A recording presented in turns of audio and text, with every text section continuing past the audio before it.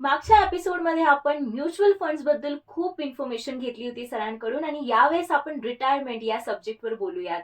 तर hello and welcome on MGM 90.8 FM. मी आहे मनीषा तुमच्या सोबत आणि माझ्या सोबत आहे श्रीनिधी फायनान्शियलचे फाउंडर राजेंद्र परोपकारी सर. नमस्ते सर. नमस्कार नमस्कार.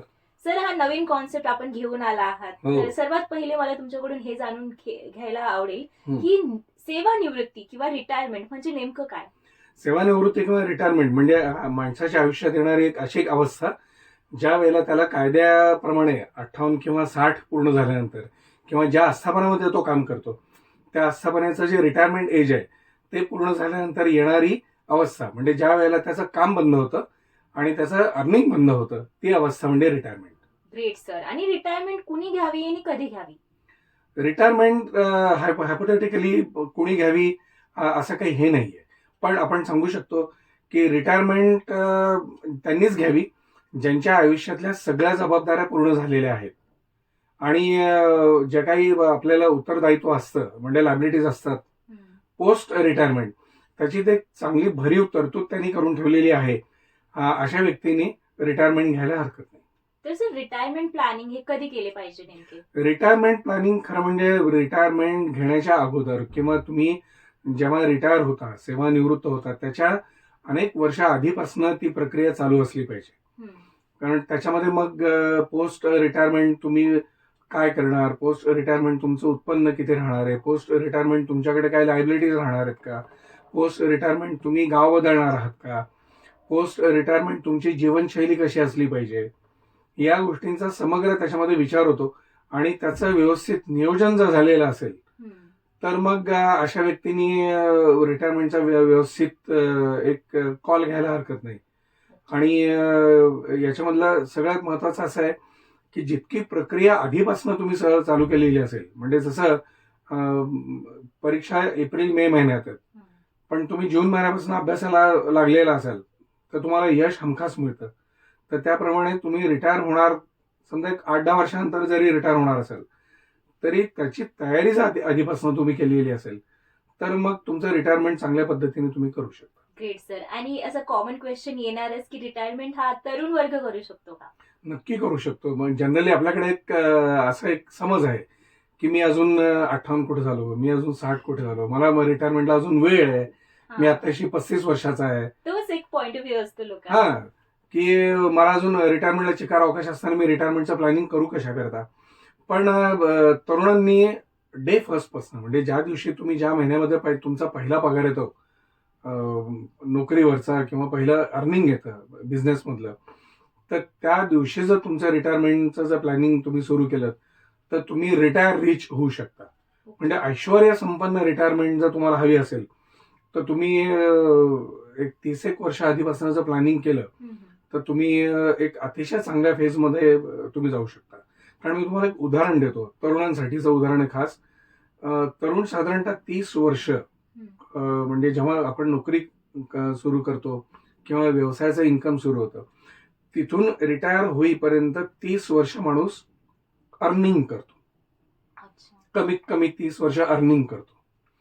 30 वर्ष जेव्हा अर्निंग करतो तेव्हा 30 वर्ष त्यांनी सेव्हिंग किंवा इन्व्हेस्टमेंट करणं अपेक्षित असतं आणि एक सेव्हिंगचा किंवा इन्व्हेस्टमेंटचा भाग रिटायरमेंट गोल म्हणून त्यांनी जर केला.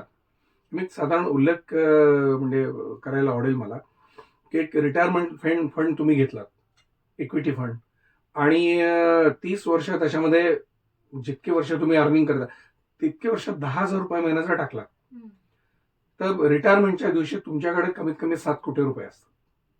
ओके. आणि चांगला रिटर्न जर असेल फंडाने दिलेला तर तुम्ही 11 कोटींपर्यंत सुद्धा जाऊ शकता. तर रिटायरमेंटला तुमच्याकडे 7 कोटी किंवा 11 कोटी रुपये असणं ही ऐश्वर्य संपन्न गोष्ट आहे. म्हणून तरुणांनी करणं जास्त आवश्यक आहे. आवश्यक आहे पण लोक असं विचार नाही करत. लोक विचार नाही करत ना. आपण ओल्ड एज मध्ये गेल्यावर विचार करू. रिटायरमेंट हा 58-60 नंतर करायचा विचार आहे. त्यानंतर इतका फायदा नाही तेवढं होणार नाही ना. त्यावेळेला काय होईल की तुम्हाला रिटायरमेंट बेनिफिट्स म्हणजे तुम्हाला पीएफ मिळेल, ग्रॅच्युटी मिळेल, सुपरन्युएशन मिळेल, रजा विकून आलेला पैसा असेल वगैरे वगैरे किंवा आतापर्यंत केलेलं पीपीएफ मधलं सेव्हिंग असेल तर हे एकत्र करून कुठेतरी अलोकेट करून त्याचं इन्कम घेण्याचे ते दिवस असतात. म्हणजे आहे ते मॅनेज करण्याचे दिवस असतात. कॅपिटल रेज करणं किंवा वेल्थ क्रिएट करणं याच्यातही दिवस नसतात. राईट. हे यंग एज मध्येच हे केलं यंग एज मध्ये होऊ शकतं. राईट. हा. सर, मग रिटायरमेंट प्लॅनिंग हा आवश्यक का आहे? रिटायरमेंट प्लॅनिंग आवश्यक का आहे याचं कारण असं असतं की पोस्ट रिटायरमेंट तुमच्याकडे एक तर अर्निंग अर्ध्यावर येतं किंवा एकदम कमी होऊन जातं. त्याच्यानंतर तुमची लाईफस्टाईल जी तुम्ही मेंटेन केली असेल रिटायरमेंटच्या महिन्यापर्यंत तुमच्या इन्कम प्रमाणे तुमची लाईफस्टाईल मेंटेन झालेली असते. पगार मात्र तेवढा येणार नाहीये. आहे त्या इन्व्हेस्टमेंट मधनं तुम्हाला जे काय पैसे येणार आहेत ते तुम्हाला खर्च करून एक जीवनशैली हे करायची. मग त्यात तुम्ही कशा कशा करता लक्ष देणार. मग घरही चालवायचं आहे, महिना चालवायचा आहे, मेंटेनन्स करायचा आहे, बिलं द्यायची आहेत, हेल्थ इश्यूज सुरू होतात साठीनंतर, त्याला पैसा लागणार आहे. इन्शुरन्स असेल तर इन्शुरन्सचं पेमेंट करणार आहे. तर आपल्याला असं वाटतं की रिटायरमेंट झाल्यानंतर आता आपल्याकडे खर्च नाही आहे, पण खर्च बऱ्यापैकी असतातच काही केलं तरी, पण वेगळ्या पद्धतीचे असतात. तर त्याच्यामुळे प्रत्येकाने रिटायरमेंट करणं आवश्यक आहे. सो मग रिटायरमेंट नंतर प्रमुख काम काय असतं, काय करावं? रिटायरमेंट नंतरचं प्रमुख काम चांगल्या ठिकाणी उपलब्ध पैसा अलोकेट करणं, त्याच्यापासून मासिक प्राप्तीचं एक नियोजन करणं आणि स्वतःचे छंद सांभाळून उत्तम हेल्थ म्हणजे आरोग्य सांभाळणं हे तसं पहिलं काम असलं पाहिजे. That is good message. Retirement नंतर छंद जोपासली पाहिजे की काम, हे कसं करणार आणि काय केलं पाहिजे? प्रत्येकाला असं वाटतं ना की मी रिटायरमेंट झालं म्हणजे रिटायर झाल्यानंतर मला जो काही वेळ मिळेल मग मी त्याचे छंद जोपासेन, मी बासरी वाजवेन, मी भटकंती करेन, मी कॅमेरा घेऊन हातात जाईन, कुठेतरी पर्यटन करून येईन, मी मित्रमंडळ करेन, हे छंद झाले. राईट. आणि समजा छंद जोपासण्याच्याच फेजमध्ये म्हणजे पोस्ट रिटायरमेंट त्याला जेव्हा लक्षात येतं की आपल्या अजून लायबिलिटीज संपलेल्या नाही आहेत, अजून 2-3 वर्ष 4 वर्ष आपल्या लायबिलिटीज आहेत आणि इन्कम कमी झालेलं आहे, मग त्याला काम करावंच लागेल. म्हणजे त्याची प्रायोरिटी पहिल्यांदा छंद जोपासणं नसून काम आहे. त्याला ही नोकरी जरी नसली तरी कुठल्या तरी अर्थार्जन त्याला करणं आवश्यक आहे. राईट. की ज्याच्यामुळे कुटुंबाच्या 2-3 वर्षात किंवा जितके वर्ष ज्या जबाबदाऱ्या त्याला राहिलेल्या असतात त्या पूर्ण करेपर्यंत त्याला काम करावं लागणार, त्याला अर्निंग करावं लागेल. आणि ते एकदा पूर्ण झाल्यानंतर मग त्यांनी पाहिजे तसे छंद जोपासायला पाहिजे किंवा एक आयुष्याचा आनंद त्यांनी घ्यायला पाहिजे. मोस्टली लोक रिटायरमेंट प्लॅन म्हटलं तर ट्रॅव्हलिंग प्लॅन करतात. ट्रॅव्हल प्लॅन असतंच ना, म्हणजे खूप आपण काय अनेक वर्ष रजा कधी मिळते त्यावर आपलं प्लॅनिंग झालेलं असतं. रजा मिळत नाही आणि मग जेव्हा तुम्ही फ्री असता, फ्री बर्ड असता, त्यावेळेला तुम्ही नियोजन करता चला आता पण मग तीर्थ प्रवास करून येऊ, पर्यटन छान सिमला कुलू मनाली करू, कुठं बाहेर सिंगापूरला दुबईला जाऊन येऊ, असं वाटणं साहजिक आहे. आणि 4 पैसे जवळ असतील तर हे करायला हरकत नाही, पण 4 पैसे असले पाहिजे, असलेच पाहिजेत. एका रिटायर्ड झालेला नवरा बायकोला साधारणतः किती मासिक उत्पन्न असलं पाहिजे? नाही तसं काही त्याचं गणित असं नाहीये, कारण तुमची लाईफस्टाईल कशी तुम्ही करू इच्छिता किंवा आतापर्यंत झालेली आहे त्यावर ते अवलंबून आहे. आता तुम्ही छत्रपती संभाजीनगर या शहराचा जर विचार केला तर शहरात समजा आज एखादी व्यक्ती जर रिटायर झालेली असेल तर आणि घरामध्ये फार लायबिलिटीज नाही आहेत, लोन नाही आहे, काही नाही, 2 व्हीलर सुद्धा नाहीये घरामध्ये, तर अशा व्यक्तीला 25-30 हजार रुपये सुद्धा खाऊन पिऊन पुरेसे असतात. पण 2 व्हीलर आहे, मग इन्शुरन्स आला, मेंटेनन्स आला, पेट्रोल आलं, वगैरे वगैरे गोष्टी आल्या, तर बाहेर जाणं येणं आलं, मग त्याच्यामुळे खर्च वाढला. मग त्या व्यक्तीला 30 ते 40 हजार रुपये लागतील.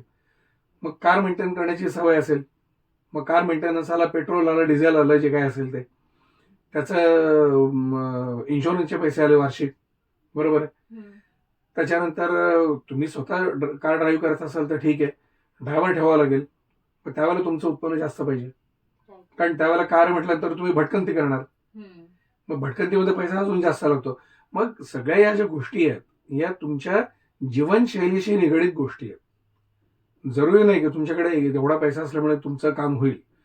तुम्ही लाईफस्टाईल कशी मेंटेन करता आणि त्या लाईफस्टाईल मेंटेन करण्यासाठी किती पैसा लागणार आहे त्याचं गणित तुमच्याकडे असलं पाहिजे रिटायरमेंटच्या दिवशी.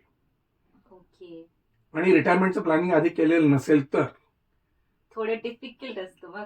हा, तर त्यावेळेला तुमच्याकडे गणित डेफिनेटली पाहिजे की मला एवढा पैसा लागणार आहे. तर त्याच्यामुळे रिटायरमेंटच्या वेळेला नेमकं परिस्थिती कशी असणार आहे, तुमच्या गरजा काय आहेत, तुमच्या ॲस्पिरेशन्स काय आहेत, इच्छा आकांक्षा काय आहेत, याचा विचार करून त्याची मांडणी करावी लागते. आणि मग तुम्हाला तो पैसा आणि ती जीवनशैली किती वर्ष मेंटेन करायची, ती जीवनशैली जवळपास 25 ते 28 वर्ष मेंटेन करावी लागते. आपण करतो कारण आपण तेवढं जगणार असतो. राईट. मग पुढे तर मेडिकलचा खर्च वाढतो, hospitalisation, medical test, periodic test, त्याचा खर्च वाढणार आहे. काही खर्च कमी होतात, पण आरोग्याचे विषय खर्च वाढतात. तुम्ही घरात ड्रायव्हर ठेवता, ऑर्डरली ठेवता, कामवाली बाई एखादी एक्स्ट्रा असते कारण तुमच्या ह्याच्याने काम होत नाही, बाहेर जायला यायला एखादा माणूस मदतीला ठेवता, त्याचे पेमेंट्स असतात. तर किती पैसा लागेल एखाद्या रिटायर्ड जोडप्याला याचं गणित मांडावं लागतं. तुमचे खर्च ते कसे आहेत पर्सनली त्यांच्यावर डिपेंड. पर्सनली त्यांच्यावर डिपेंड आहे. कोणाला 25,000 पुरतो आणि कोणाला 75,000 पुरत नाही, असे मी बघितलेले आहे. बरोबर आहे.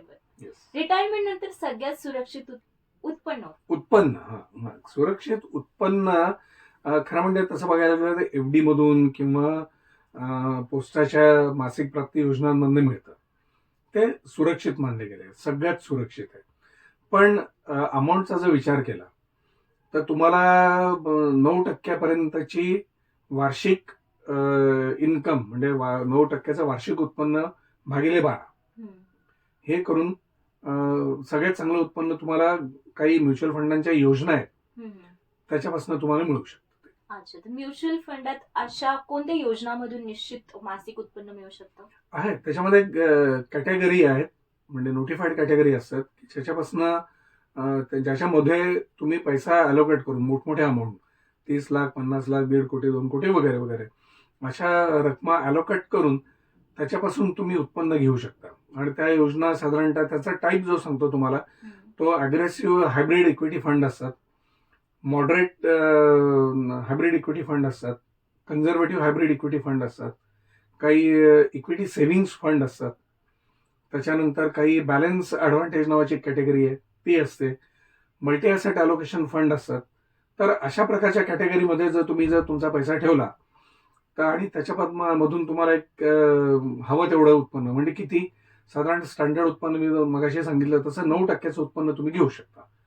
तर त्याच्यामध्ये फायदा असा होतो की 9% उत्पन्न जेव्हा तुम्ही घेता तेव्हा इंटरेस्ट रेटचं तुम्हाला म्हणजे इंटरेस्ट कमी जास्त झाला बुवा, मग एफडीचं व्याजच कमी झालं, असा धोका तिथे नसतो. 9% एकदा तुम्ही तिथं कमिट केलं की मला इथं याच्यातनं 9% मला पाहिजे तर 9% तुम्हाला लाईफ लॉंग मिळत राहतील. त्याच्यामध्ये कॅपिटल वाढही होईल जी एफडी मध्ये किंवा पोस्टाच्या योजनांमध्ये शक्य नाहीये. आणि सगळ्यात महत्वाचं जेवढं कॅपिटल वाढतं तुमचं व्हॅल्युएशन वाढतं फंडाचं, त्या व्हॅल्युएशनच्या पटीत परत 9% तुम्ही म्हणजे जास्तीच उत्पन्न परत घेऊ शकता. कारण आज जे तुम्ही उत्पन्न घेताय ते 5-6 वर्षानंतर तुम्हाला पुरणार नाहीये महागाईमुळे, आणि तुम्हाला जगायचंय 25-28 वर्ष, मग तुमचं उत्पन्नही वाढता राहिलं पाहिजे. म्हणून मग म्युच्युअल फंडाच्या या ज्या योजना आहेत अग्रेसिव्ह हायब्रिड किंवा balance advantage dynamic asset allocation या योजनांचा तुम्ही एक फायदा करून घेऊ शकता. Great sir. माझे ऍक्च्युली काही फ्रेंड्स आहेत त्या म्हणतात की इट्स ओके आता ही जनरेशन हार्डली 30 पर्यंत एंड होते. बरोबर आहे. आजकाल काय झालेलं आहे की वर्किंग स्पॅन कमी करावासा वाटतो लोकांना, खूप हेक्टिक झालेलं आहे. म्हणजे माझ्याकडे बरेच तरुण मुलं येतात की सर आम्हाला 45ला रिटायरमेंट घ्यायची आहे. म्हटलं 45ला तुम्हाला रिटायरमेंट घ्यायला हरकत नाही, पण त्याच्यानंतरच्या जबाबदाऱ्या कोणी पूर्ण करायच्या? कारण तुमच्या मुलांची शिक्षणच अजून संपलेली नसतात. तुम्हाला वाटतं की तुम्ही रिटायर व्हावं, पण तुमच्या जबाबदाऱ्या जोपर्यंत 100% पूर्ण होत नाही तोपर्यंत तुम्ही रिटायरमेंट घेणार कशी? राईट. तुम्हाला मौज मजा करावीशी वाटते पण ती शक्य नाही. So be prepared for yourself Yes. to make your future bright. Yes. Stay tuned to MGM 90.8 FM. साथ है तो बात है.